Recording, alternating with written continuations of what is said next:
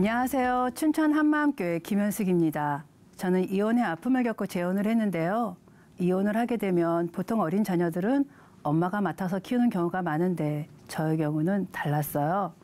저는 두고 온 아이들에 대한 죄책감과 그리움, 그리고 재혼 후 새엄마로서의 부담감을 안고 힘든 삶을 살게 되었는데요. 그러다가 부활하신 예수님을 만나 기쁘고 자유한 삶을 살게 된 간증을 나누려고 합니다. 우리 부모님은 사이가 좋지 않으셔서 제가 23살 되던 해에 별거하시다 몇 년 후 이혼하셨어요. 생활은 제가 책임져야 했고 월급은 몽땅 집에 갖다 주다 보니 어느새 모아놓은 돈 하나 없이 나이 30을 바라보고 있더라고요. 돈도 없이 나이만 먹었다고 생각하니까 결혼에 대한 불안이 쓰나미처럼 밀려왔어요. 그러던 어느 날 오빠 아는 분이 김포 땅부잣집 막내 아들과 선해보지 않겠냐는 거예요. 결혼하면 좀 편히 잘 살 것 같아 3개월 만에 초스피드로 결혼했어요. 그런데 말 그대로 땅만 부자였던 거예요. 거래가 제한되어 있는 땅이라 사고 팔지도 못하고 농사만 지어야 했어요. 보기 좋아 전원일기지 햇볕에 얼굴을 그으려가며 농사일을 한다는 것은 생각하기도 싫더라고요. 행여 우리 보고 시댁에 내려와 농사 지으며 함께 살자고 할까봐 며느리로서 할 도리만 했고 그 이상은 하지 않았어요. 남편은 가정보다는 친구들과 어울리는 것을 더 좋아했는데요. 그러다 보니 나와 다른 남편을 이해하거나 인정해주지 못해 자주 다투었죠. 아이가 생긴 후 남편은 마음을 다잡았지만 꾸준한 벌이가 되지 않았고 우리는 생활고에 시달려 했습니다. 게다가 저는 누가 부탁하면 거절을 잘 못하는 성격인데요. 중매해준 언니에게 생각 없이 대출 보증을 서주게 되었어요. 그런데 언니가 첫 달부터 대출금을 갚지 못해서 보증인인 저에게 독촉 전화가 계속 오더라고요. 이렇게 시달리다 보니까 스트레스가 쌓이고 삶은 더욱 지쳐갔어요. 그리고 둘째 아이가 첫돌이 되었을 때에는 남편의 음주운전으로 500만 원이 벌금이 떨어진 거예요. 없는 형편이었기에 집을 줄여가며 500만 원을 만들어 놓았는데요. 제 친구가 일주일만 쓴다기에 생각 없이 300만 원을 빌려줬어요. 친구는 차일피일 미루다 결국 갚지 않았고 돈 잃고 친구도 잃는 상황이 되었어요. 그 당시 남편은 생각 없이 일을 저지른 제게 실망을 해서인지 1년을 넘게 방황하며 집에 안 들어온 일이 잦았고 가정은 아이의 나몰라라 했어요. 이러한 남편이 야속했고 모든 짐을 나에게 떠넘긴 채 혼자만 편히 지낸다고 생각하니 원망과 불만은 남편에게 향했습니다. 어느 날 남편과 심하게 싸우다 친정 엄마까지 오시게 되었는데요. 엄마 앞에서도 아랑곳 않고 평소 하던 대로 심하게 싸웠어요. 끝이 나지 않는 싸움을 지켜보시던 엄마는 너 이 집 귀신이 되어 평생 참고 살던지 아니면 엄마 따라 집으로 갈 건지 결정해 하셨어요. 이러한 상황들이 감당이 안 돼요. 지금이 기회다 싶은 마음에 아이들을 남겨둔 채 엄마를 따라 무작정 집을 나섰어요. 그렇게 시위하듯 독한 마음으로 버틴 끝에 결혼 8년 만에 이혼 도장을 찍게 되었습니다. 그러던 중에 지금의 남편을 업무적으로 알게 되었는데요. 남편은 상대방 얘기를 잘 들어주었고 대화가 잘 통했어요. 재혼을 결정하게 되면서 남편의 두 아이들을 맡게 되었습니다. 아이들은 친엄마에 대한 그림 때문인지 저에게 쉽게 다가오지 못했어요. 제가 아무리 잘하려고 노력해도 뭔가 벽이 있는 것 같아 참 괴롭더라고요. 남남이 만나 하나의 가정을 이룬다는 것이 생각처럼 만만치 않았어요. 아이들과 문제가 발생할 때마다 친엄마가 아니어서 자신들을 이렇게 대한다고 생각할까 봐 남편과 상의해서 처리하다 보니 때로는 남편에게 고자질을 하는 것처럼 비춰지기도 해 집안 분위기가 냉랭해지기도 했습니다.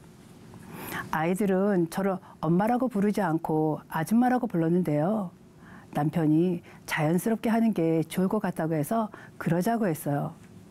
그런데 이러한 기간이 길어지니 제 마음속에는 서운함이 밀려오더라고요. 남의 자녀를 키우면서 엄마라는 소리도 듣지 못하니 내가 왜 이런 대접을 받고 살아야 하는지 서러웠어요. 아이들은 사춘기가 지나고 나서야 자연스럽게 엄마라고 입을 떼더라고요. 나중에 딸아이를 통해서 알게 된 사실은요. 자신의 친엄마에게 너무 미안해서 엄마라는 말을 못했었다고 하는 거예요. 어른들뿐만 아니라 아이들도 똑같이 마음의 상처를 안고 살아갔던 것 같아 너무 마음이 아팠습니다. 남편의 아이들이 친엄마를 그리워해서 방학이 되면 엄마를 만날 수 있도록 보냈는데요.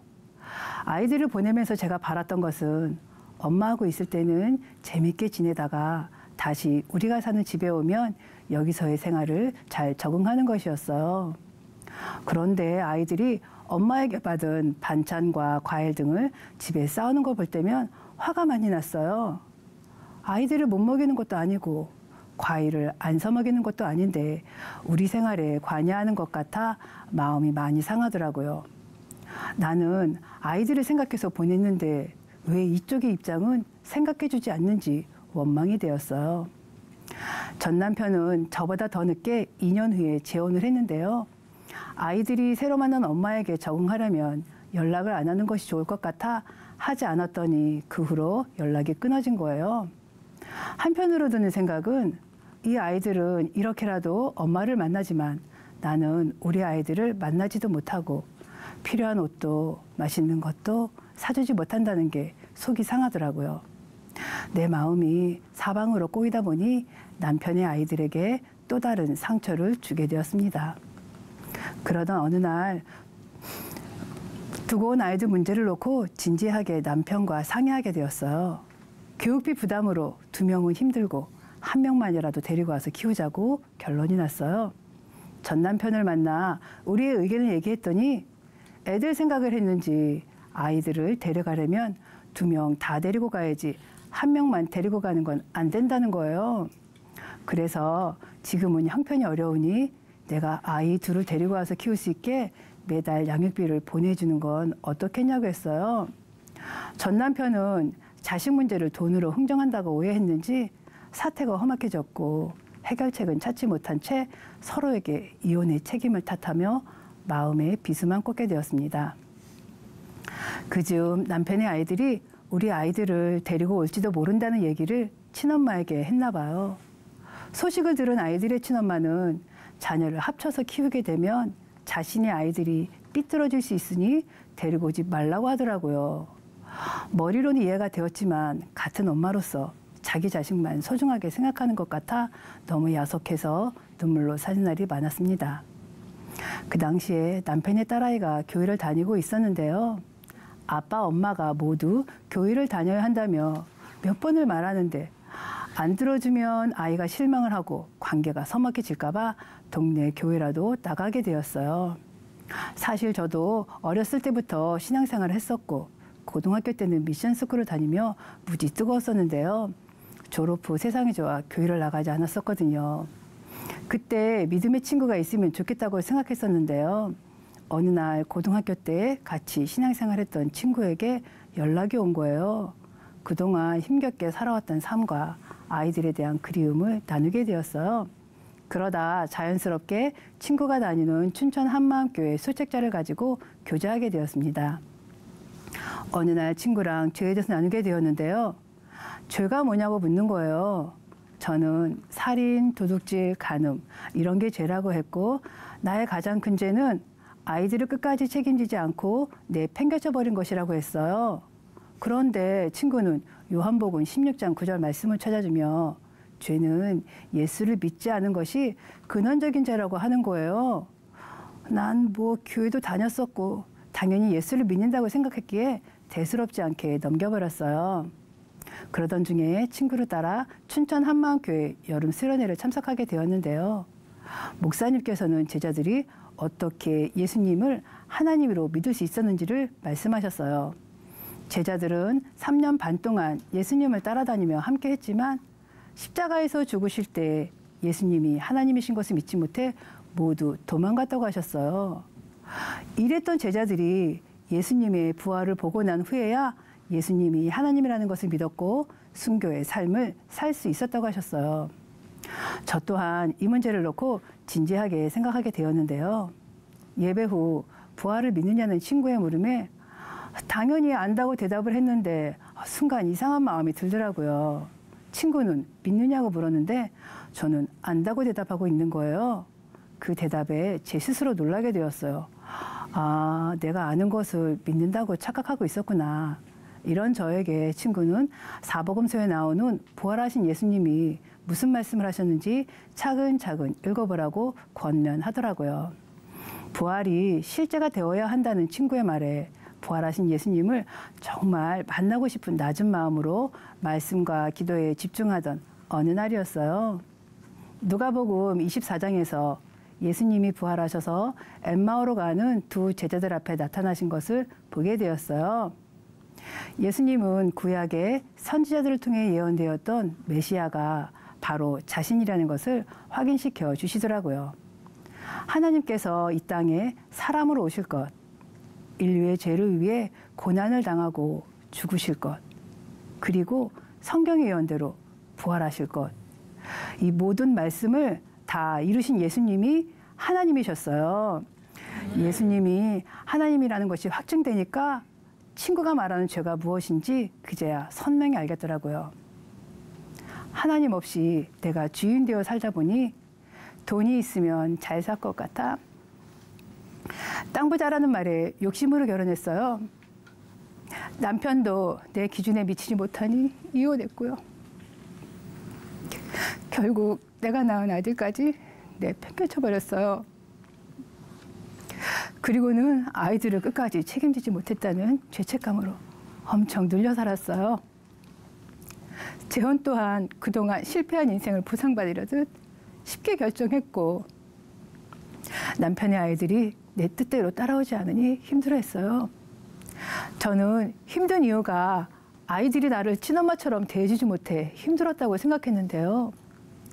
내 마음 중심에 내가 먼저 내 아이, 남편의 아이 이렇게 선을 그어놓고 있으니 아이들이 다가올 수가 없었던 거였어요. 이런 저를 위해 하나님께서는 독생자 예수님을 이 땅에 보내주셨고 모든 죄를 사해 주셨는데도 예수님을 믿지 않고 제가 주인 되어 살았던 거예요. 통곡하며 회개했습니다. 그리고 노마와 같이 예수님은 나의 주, 나의 하나님이란 고백을 하게 되었어요. 그동안 힘들게 지고 있던 모든 것이 주님의 것이라는 고백이 되니 전 그저 맡기고 의뢰하면 되는 거였어요. 갑자기 무거웠던 것이 내려지면서 새털처럼 가벼워졌어요. 이 부활의 복음이 저를 살렸고 저를 자유하게 했습니다.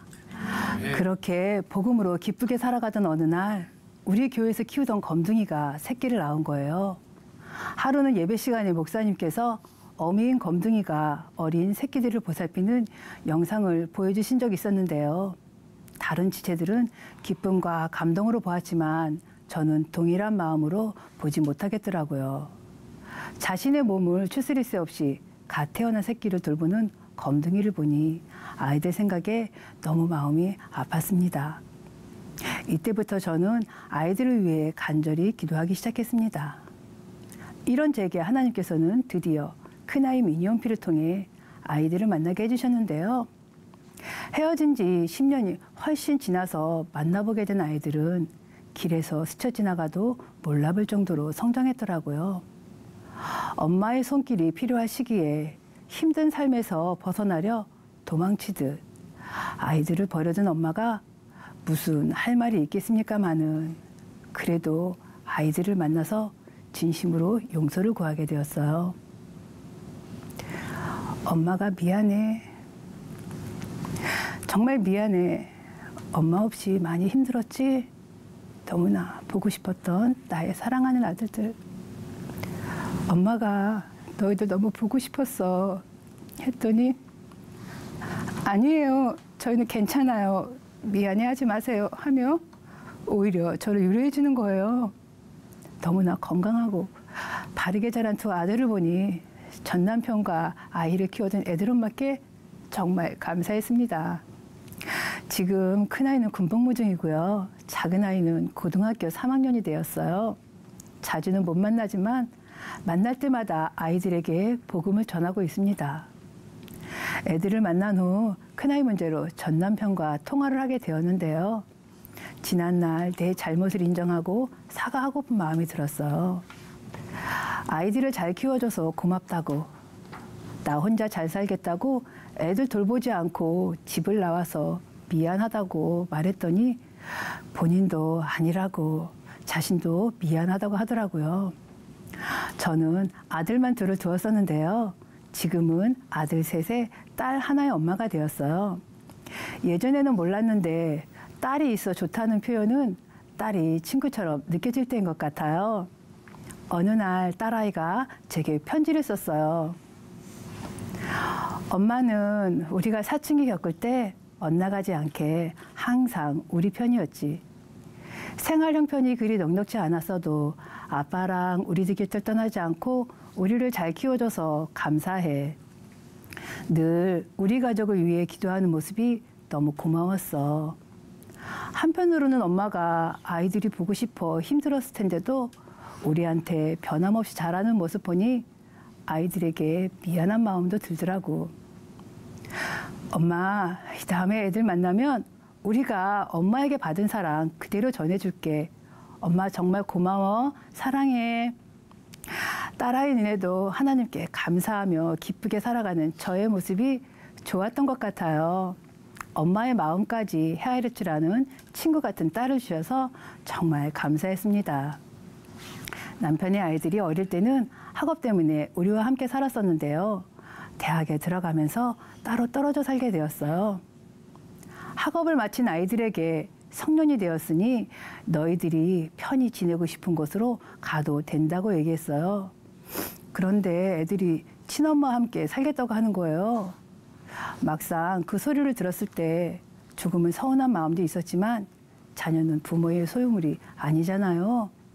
다만 지난 세월 아이들과 함께 생활했을 때 더 잘해주지 못했던 것이 많이 미안했어요. 예수님을 믿고 나니 친엄마도 얼마나 힘들었을지 그 입장이 헤아려지더라고요. 제가 부활하신 예수님을 만나 이렇게 기쁘고 자유하게 살잖아요. 애들 엄마도 예수님 만나기를 계속 기도하고 있습니다. 남편의 아이들은 어느새 훌쩍 자라서 결혼을 해야 하는 시기에 이르렀어요. 저도 부모님의 이혼으로 인해 아버지가 결혼식에 참석하지 않으셔서 결혼 당일에 복받치는 서러움을 힘겹게 참았던 기억이 있어요. 얼마 전 4명의 아들 결혼식에 초대받지 못할 수 있다는 생각이 들었는데요. 그런데 결혼식 의자에 누가 앉느냐가 중요한 것이 아니라 정말 하나님이 함께 하시는 결혼식이 되기를 소원하게 되었습니다. 우리 4명의 아이들도 부활하신 주님을 만나 축복된 가정을 꾸리며 살길 바라고 있습니다. 한 번은 작은 교회에 저와 상황이 비슷한 자매가 오게 되었어요. 이혼 후 재혼을 앞두고 있는 상황이었는데요. 그 자매의 마음이 어떤지, 그리고 그 자매를 향하신 주님의 마음이 어떤지 그대로 제 마음에 부어지더라고요. 저는 작은 교회 시체들과 자매를 하나님의 사랑으로 품어주고 함께 교제하며 주님만 바라보도록 섬겨주었어요. 지금 그 자매는 부활하신 예수님을 만나 인생의 모든 상처와 아픔을 해결받고 주님 안에서 행복한 가정을 꾸려나가고 있답니다.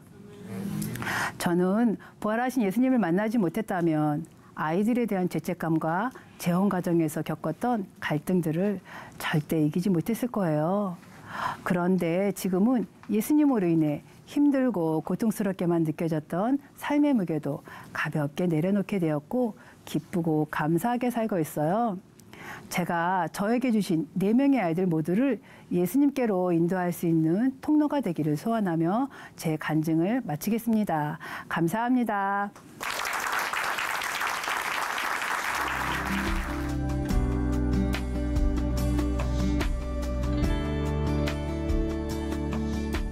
안녕하세요. 춘천 한마음교회 하승범입니다.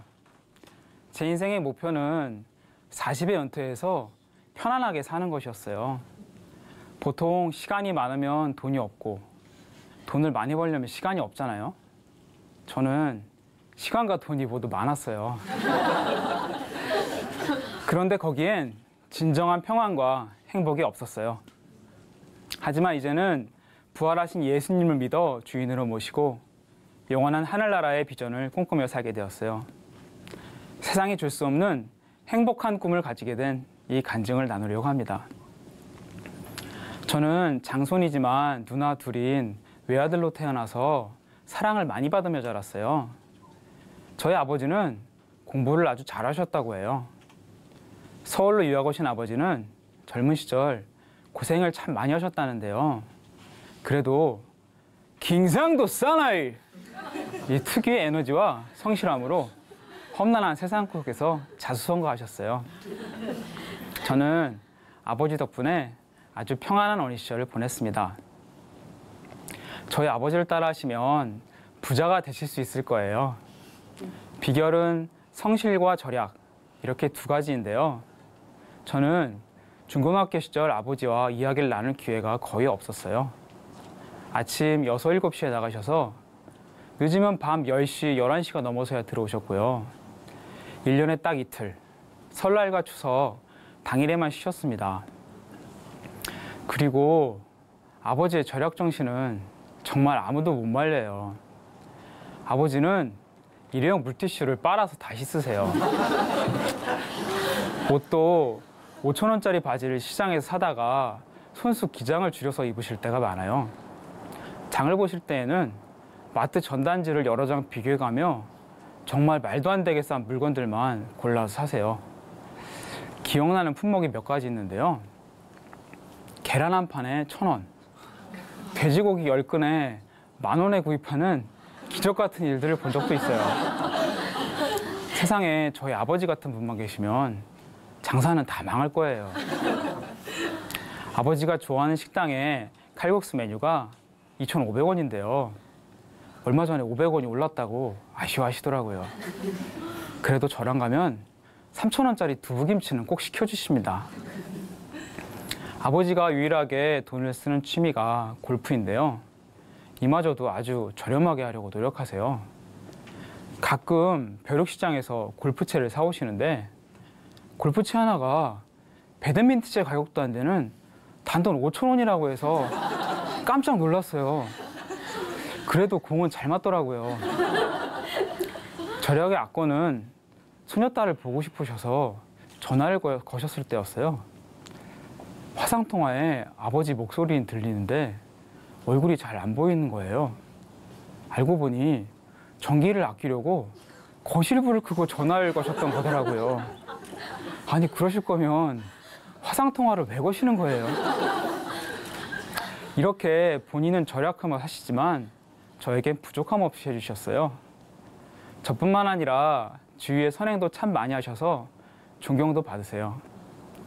큰 액수는 아니지만 15년째 어렵지만 성실한 대학생들을 대상으로 장학금도 주고 계세요.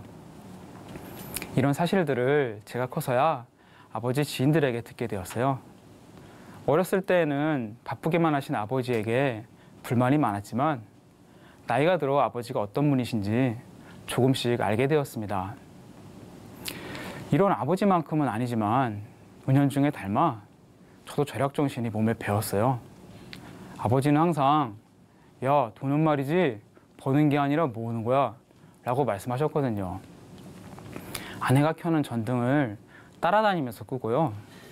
외식도 대부분 소셜 쿠폰으로 해요. 아이들 장난감은 대부분 없거나 중고 카페에서 구입하고요.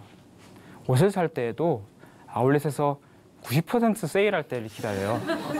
이제 80% 세일은 왠지 비싸게 느껴집니다. 가격 비교 검색이 달인이 되어 주위 사람들이 물건을 사기 전에 묻기도 해요. 한 번은 아내와 아울렛을 뒤지다가 엄청난 대박을 건진 적이 있는데요. 한쪽 구석 가판대에 압구정 갤러리아 명품관에서 나온 이태리 명품 브랜드가 있는 거예요. 전부 여자 옷이라 아쉽긴 했지만 한 20만 원에 20여 벌을 샀는데 가격표를 계산해 보니 2천만 원이나 되었어요. 99% 세일에 산 거죠. 아내 입이 찢어졌고 한동안 아내에게 많은 사랑을 받게 되었습니다.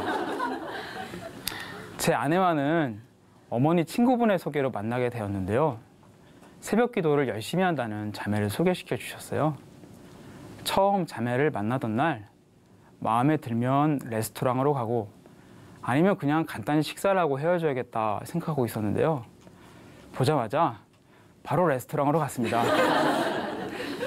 아내는 정말 하나님을 의뢰하는 신실한 사람이었습니다. 부모님은 저에게 많은 혜택을 주셨어요. 좋은 환경뿐만 아니라 30살이 되기 전에 부모님 덕에 아파트 30평, 40평 두 채를 가지게 되었고요. 어머님이 돌아가시면서 큰 유산도 상속받게 되었어요. 이걸 기반으로 부동산에 투자했는데요. 부동산 경기가 호황일 때라 자산은 계속 불어났습니다. 아버지 밑에서 일하다가 아버지 사업에 장래성이 없어질 것을 대비해서 계속 새로운 아이템을 찾고 있었는데요. 후배와 함께 방송 관련 회사를 창업하게 되었어요. 초기에는 자본금도 많이 소진되고 어려움도 많았어요. 하지만 공중파 출신 기술 전문가들을 이사로 모시고 민영 방송사 전무님을 고문으로 모시고 인맥을 총동원해서 사업은 1년여 만에 임직원 40명이 넘는 그럴듯한 회사가 되었어요.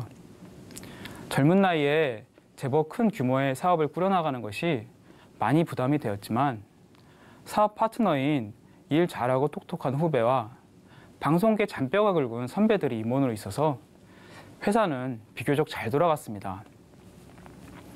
우리 회사의 주요 업무는 대형 방송사의 뉴스센터를 운영하는 일이었어요. 대기업과 계약으로 20억 정도의 기본 매출이 발생하여 회사를 운영하는 데는 별 어려움이 없었어요. 회사가 어느 정도 안정되자 제 삶은 더 편안해졌어요. 새로운 프리젠테이션이나 사업 확장을 위한 연구기간에는 바빴지만 대부분의 일과는 너무 여유로웠습니다. 영화를 좋아하는 저는 아침에 임원회의를 마치고 후배와 함께 한가로이 넓은 자리에 앉아 영화를 보며 두툼한 햄버거를 먹었고요. 돌아와서 몇 가지 서류에 결제하고는 차가 막히기 전에 집으로 퇴근했어요. 업무와 관련하여 식사 약속이 잡히면 비싼 점심을 먹는 날이 많았고요. 맛집을 찾아 일부러 차를 몰고 나가는 일도 많았어요. 평일에 골프 약속이 잡히면 그걸로 하루 일과는 끝났는데요. 일반적으로 접대 골프는 재미가 없지만 특별히 접대할 일도 없어서 즐거운 골프 약속들이었습니다. 이런 시간 많고 부유한 상 가운데서도 나름대로 절약하는 습관은 계속되었어요. 그래서 40의 모든 것을 제 뜻대로 세팅하고 은퇴하는 것은 시간 문제였어요. 그런데 안정된 수익과 여유로운 시간들에 따라오는 것은 삶의 무료함과 공허함, 그리고 출처를 알 수 없는 불안이었어요. 참 이상했어요. 내가 원하는 대로 이루어져 가는데 그 안에 만족이 없는 거예요. 삶은 무기력해지고 행복은 무감각해져 갔어요. 아내와 이런 이야기를 나누니 아내는 기도해야 한다고 조언해 주었습니다. 모두가 부러워하는 사회생활과 반대로 신앙생활은 별 성장 없이 지나가고 있었어요. 아내와 장교 식구들은 오랜 시간 저를 위해 중보기도하고 있었다고 하더라고요. 그러던 어느 날 아내가 두 아이들을 데리고 겨울 수련회에 간다는 거예요.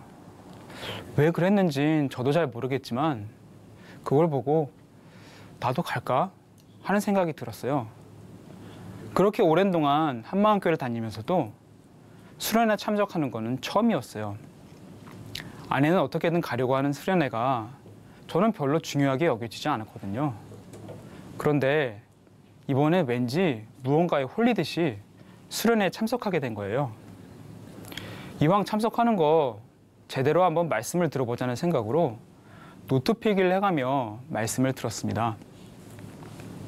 3박 4일간 말씀을 듣고 정리하면서 사실 뭐 대단한 감동이 밀려오거나 하지는 않았어요. 그런데 수련회가 끝나갈 때쯤 기도 시간에 저에게 한 가지 말씀이 깊숙한 곳으로부터 가슴을 찌르며 마음으로 와닿았어요. 그것은 예수님께 드린 베드로의 고백이었어요. 주여, 영생의 말씀이 계심에 우리가 네게로 가오리까. 이 말씀이 들리면서 한마음교회 수많은 간증자들의 놀라운 삶들이 생각났어요. 어떻게 이렇게 많은 사람들이 어려운 가운데서도 변화된 삶을 살고 부활의 증인들이 될 수 있을까? 여기에 예수님의 말씀으로 변화된 수많은 증거가 있는데 나는 지금 내 삶의 평안을 어디에서 찾고 있는 것일까? 이러한 의문을 가지고 수련회를 마쳤어요. 그리고 그 의문은 계속해서 머릿속을 떠나지 않았습니다. 수련회가 끝난 후 얼마 지나지 않아 회사에 좋지 않은 소식이 들려왔어요. 대기업이 일방적인 계약 해지와 더불어 저희의 기술과 인력을 흡수해버린 거예요. 그들의 자본력과 힘으로 오랜 시간 치밀하게 계획한 일이기에 감당하기가 버거웠어요. 정상적인 M&A가 아니기에 기술과 인력에 대한 보상도 제대로 받지 못하고 회사는 아주 어려운 상황에 직면한 거예요. 낙심이 되었어요. 일주일이 지난 뒤에야 겨우 아내에게 어려운 사실을 이야기할 수 있었습니다. 그런데 참 이상한 건 회사가 어려졌다는 이야기를 하는데 아내의 눈이 반짝이면서 그것이 하나님께서 주신 기회라고 이야기를 했어요. 하나님께서는 내가 엎드리기를 원하신다고, 하나님께서는 내가 돌아오기를 원하신다고, 그래서 어려움을 통해 기회를 주셨다는 거예요. 수긍하고 싶지 않았지만 딱히 변명의 여지가 없었어요. 저희 삶이 주님께서 원하는 것이 아니라는 것을 사실은 저도 알고 있었습니다. 그러던 중 친한 형이 어렵다는 소식을 접하게 되었어요. 형이 세상적으로 최고로 성공한 삶을 살았기 때문에 실패의 고난이 너무 커 보였어요. 저의 어려운 문제는 오히려 작아 보였어요. 형을 살리려면 부활의 복음으로 교제해야 한다는 결론에 이르렀어요. 형과 함께 교회에 갔고 지체들과 말씀 교제가 이루어졌어요. 그런데 오히려 말씀을 곁에서 듣는 저의 마음이 뜨거워지기 시작했습니다. 부활하신 예수님이 이 땅 가운데 오신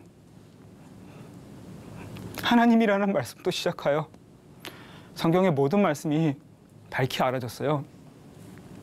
하늘의 관점에서 예수님의 부활이 비추어지기 시작하는데 그 사랑의 역사가 그대로 저의 마음에 기쁨으로 임하는데 주체를 할 수 없이 울었어요. 그냥 예수님의 부활이라는 말만 들어도 눈물이 나는데 어찌할 바를 몰랐습니다. 저는 예수님을 믿지 않은 죄에 대해서 회개하고 예수님을 주인으로 고백한 사람이었어요. 그런데 저의 삶에서는 주인의 자리를 내어드리지 않고 살았어요. 내가 계획하고 내가 운이 좋아서 성공에 가까이 가고 있다고 생각했어요. 그래도 나는 도덕적으로 살아가는 사람이고 빠른 성공에 교만하지도 않은 사람이라고 생각했어요. 내 관점에서 적당히 지킬 것은 지키고 그래도 가끔은 주위 사람들에게 예수님을 전하고 살았으니까요. 그런데 기도로 성령님께 간절히 의뢰하지 않은 내가 주인된 전도는 힘이 하나도 없었습니다. 세상이 어두움이란 것을 들어서 알고 있었기에 저는 세상의 사람으로 살고 있지 않다고 착각하고 있었어요. 마귀에게 속고 있었어요. 하나님, 그래도 저는 도덕적이고 깨끗하게 살잖아요.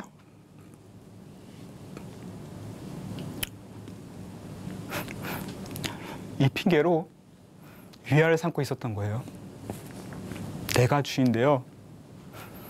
주인되어 살아가면서 예수님을 믿지 않은 죄에 대해서 회개한 사람이라고 자부심을 가지고 살았어요.